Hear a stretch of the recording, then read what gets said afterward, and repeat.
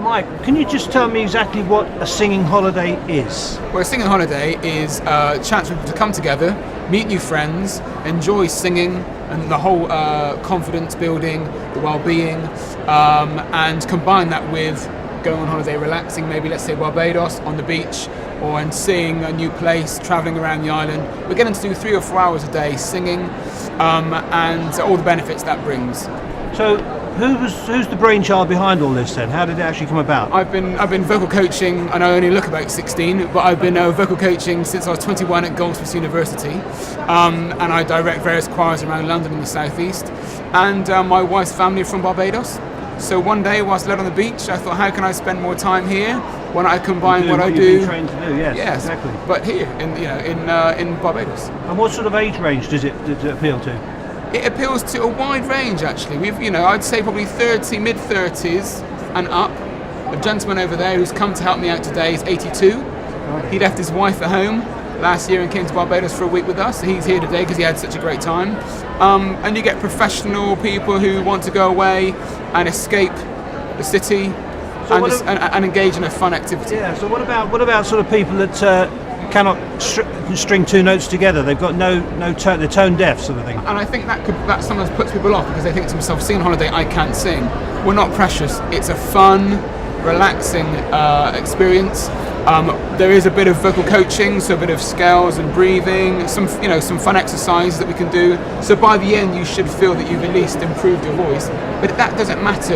You've got 8 to 10 people all together. We create a great sound regardless. We're kind of not too precious.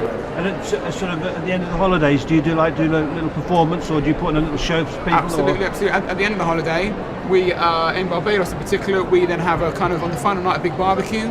I get a steel pan band down to play, and then we perform to a few locals who come down to hear us, and offer the neighbouring villas have been hearing us all week and kind of inquiring what's going on, and they kind of come in the evening, and we have about 30-40 people in the villa, and we perform what we've been doing all week to them.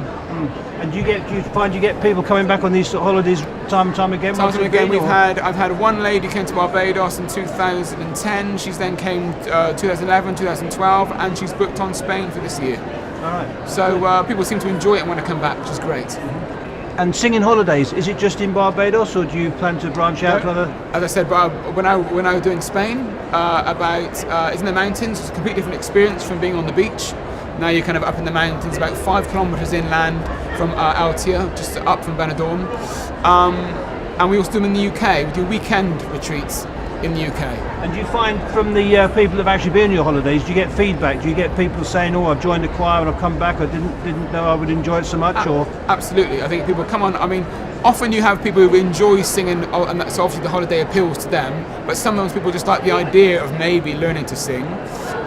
So certainly those who come and have a great time, when they get home, they tend to seek out choirs and other singing experiences.